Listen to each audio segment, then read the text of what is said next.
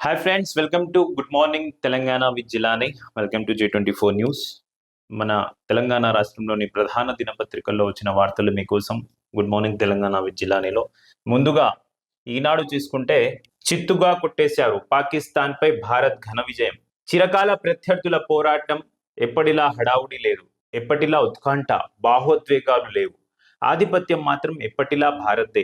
పాకిస్తాన్ నుంచి కనీస పోటీనే లేదు. మొత్తంగా ఆసియా కప్ లో టీమిండియా అదరగొట్టింది. ఆదివారం జరిగిన మ్యాచ్ లో బ్యాటుతో బంతితో తిరుగులేని ఆధిపత్యాన్ని ప్రదర్శిస్తూ 7 వికెట్ల తేడాతో పాకిస్తాన్ ను చిత్తుగా ఓడించింది. తొలుత బ్యాటింగ్ ఎంచుకున్న పాక్ జట్టు భారత బౌలర్ల ధాటికి బొంబేలెత్తిపోయింది. పరుగుల కోసం చెమటొచ్చింది. కుల్దీప్ యాదవ్, అక్షర్ పటేల్, బుమ్రా ధాటికి దెబ్బతిన్న పాక్ 9 వికెట్లకు 127 పరుగులే చేయగలిగింది. పాకిస్తాన్పై నిన్న భారత్ ఘన విజయం సాధించిన వార్త ఈనాడు ప్రధానంగా ప్రింట్ చేసింది. దీంతో పాటు వికసిత్ భారత్ సాధనకు మహిళల అభ్యున్నతే పునాది, మహిళా సాధికార కమిటీలు జాతీయ సదస్సులో లోక్సభ స్పీకర్ ఓం బిర్లా. అలాగే ఎకరా రూపాయలు 101 కోట్లు రాయదుర్గం నాలెడ్జ్ సిటీలో 18.67 ఎకరాలకు వచ్చే నెల 6న ఈ వేలం వేయనున్నారు. ప్రారంభ ధరలు నిర్ణయించిన ప్రభుత్వం కనీసం 2,000 కోట్లు సమకూరుతుందని అంచనా. రాష్ట్ర రాజధాని హైదరాబాద్ ఐటీ కంపెనీలకు వెలువైన గచ్చిబౌలికి సమీపంలోని రాయదుర్గంలోనూ ఖాళీగా ఉన్న భూములు అత్యంత ఖరీదైనవి. అత్యంత ప్రాధాన్యం కలిగిన ఈ ప్రాంతంలో 18.67 ఎకరాలు ప్రభుత్వ భూమి వేలానికి TGIIC శరవేగంగా ఏర్పాట్లు చేస్తుంది. ఒక్కో ఎకరానికి ప్రారంభ ధర 101 కోట్లుగా నిర్ణయించింది. అక్టోబర్ 6న ఈ వేలానికి సన్నాహాలు చేస్తుంది. ఈ భూములు అమ్మకాల ద్వారా కనీసం 2,000 కోట్లు తక్కువ కాకుండా ఆదాయం సమకూరుతుందని ప్రభుత్వం అంచనా వేస్తుంది. వాహనాల వరద రాష్ట్రంలో 1.77 కోట్లకు చేరిన సంఖ్య 23 లక్షలు దాటిన కార్లు. ఏటా కొత్తగా రోడ్డెక్కుతున్నవి 9 లక్షలకు పైమాటే. 2014తో పోలిస్తే 150% వృద్ధి. 1,77,00,000కు చేరిన సంఖ్య అంటే రోజు కొన్ని వాహనాలు కొంతమంది కొన్ని వేల వాహనాలు కొంతమంది కొత్తోళ్ళు కొంటున్నారు. మొత్తంగా 23 లక్షలు దాటిన కార్లంట. ప్రతి ఏటా కొత్తగా రోడ్డు ఎక్కుతున్న కార్లు 9 లక్షలకు పైగా. పర్ ఇయర్ 9 lakhs కన్నా ఎక్కువ కార్లు పెరుగుతున్నాయంట. సో ఇదిలా ఉంటే, దీంతో పాటు జూబ్లీ హిల్స్ లో గెలిచి తీరాలి పథకాలు పనులపై ఇంటింటికి వెళ్లి ప్రచారం, పోలింగ్ కేంద్రాల వారీగా ప్రణాళికలు, నియోజకవర్గ నేతలకు మంత్రులకు సీఎం రేవంత్ రెడ్డి దిశానిర్దేశం. అభ్యర్థి ఎంపికను అధిష్టానం చూసుకుంటుందని స్పష్టీకరణ.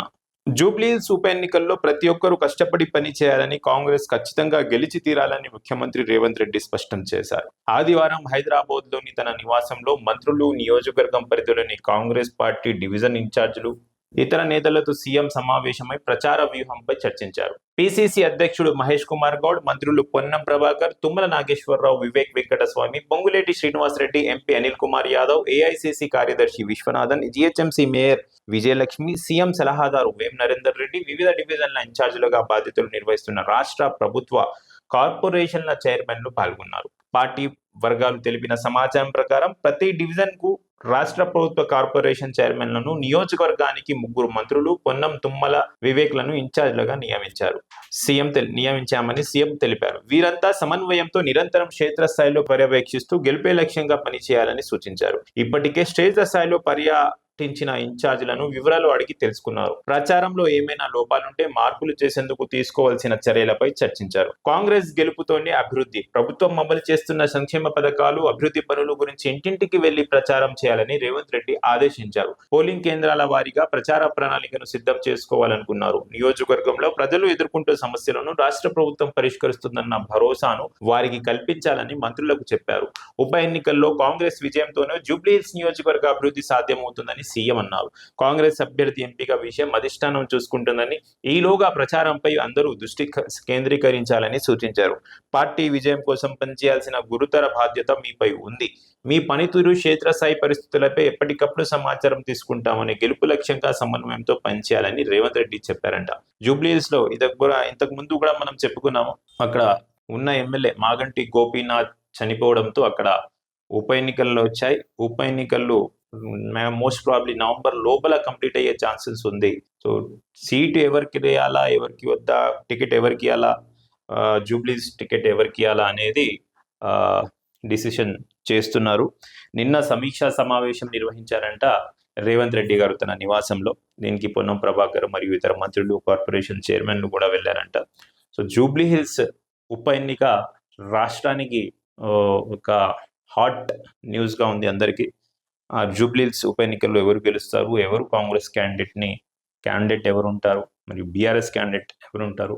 బీఆర్ఎస్ ఆల్మోస్ట్గా మాగంటి గోపీనాథ్ సతీమణి అయిన సతీమణికి ఇవ్వగలరనే వార్త వినిపిస్తుంది. అది ఆల్మోస్ట్ కన్ఫర్మ్ అయినట్టే కనిపిస్తుంది. మరి కాంగ్రెస్ నుంచి ఎవరు నిలబడబోతున్నారు? నవీన్ యాదవ్ పేరైతే గట్టిగా వినిపిస్తుంది. నవీన్ యాదవ్కి టికెట్ ఇస్తారా, ఇంకెవరైనా పోటీలో ఉన్నారా అనేది మనం వేచి చూడాలి.